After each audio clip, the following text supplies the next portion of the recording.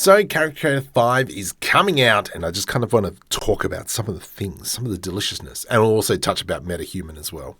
So one of the coolest things that I've come across is this lip stickiness. I hope that translates over to Blender because that just looks delish. Now this character here as well, this is really interesting because obviously we've got the wrinkles that are appearing up the top there.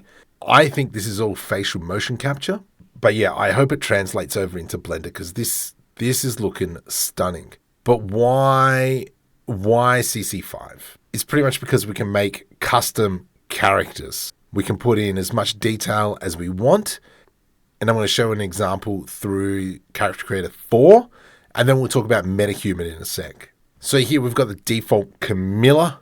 And something that Character Creator can't do is do micro facial changes, is what I'm going to call it. So for instance, if we just pick the nose, and then if we were to go, right, give it a bit more of a ridge, and then maybe give you a bit more of a curvature, we can do these micro changes to not just the face, but also the entirety of the body, which allows for more character customization. Where if we have a look at the MetaHuman, obviously we've only got sliders. We've only got a few sliders that we can deal with.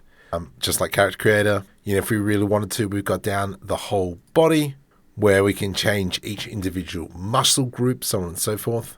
But what we can do is select two different body types.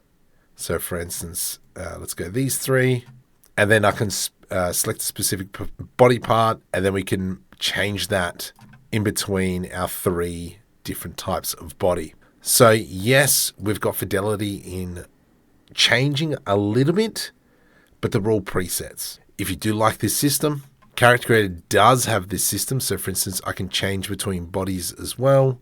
So let me go, maybe we can go a bit of an old body, bring that down. So pretty much when building in Character Creator, you should always have everything equal at least to 100%, especially if you're using the body defaults. So for instance, here Camilla body is 100%. So if I reset her to normal, that's what the default body looks like. This is where we can increase the old, fatten her up a little bit.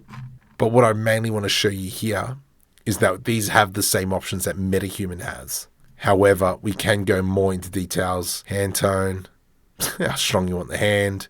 They can be individual, so you can work on left or right. What's that? Hand fat. One thing I really like is it shows you the white parts that it's actually going to fix. Oop, wrong hand. Fix. Change, I mean. Knuckle scale. But coming back to the licensing of MetaHumans, if you're under $1 million, which I'm pretty sure most of us will be, go nuts. From my understanding, it can be used outside of Unreal Engine now. But then obviously if you're making over $1 million, it's a cost. However, at the end of the day, Character Creator 5 is cheaper. And Character Creator 5 does have Character Creator 4 does have a pretty big library of clothing. Yes, you need to purchase them. However, it'll be interesting to see what happens with the MetaHumans soon. But I'm excited for Character Creator 5. I think you should be as well. It's highly integrated into everything. I'll be intrigued to see if there's a plugin from MetaHuman to Blender. We know that Character Creator 5, iClone 8, or if there's a 9, has those plugins for Blender as well. It also has plugins directly into Unreal Engine 5. Watch the space.